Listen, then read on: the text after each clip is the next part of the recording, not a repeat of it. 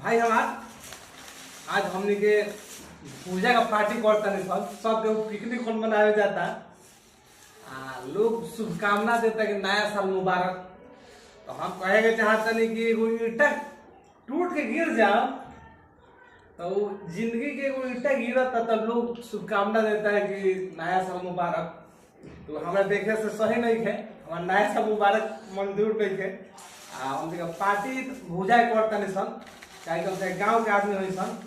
देखिए भूजा भुजवा के एकदम गरम ले लिया सन।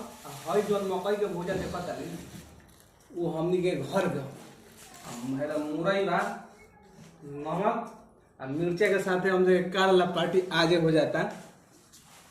और वो सब भूजा जरूर खाई कि भूजा खोला से एकदम स्वास्थ्य अच्छा रहेला। फिर एक बार कहन कि नया साल मुबारक हमरा कबूल नहीं खे खाए हम आदमी है कि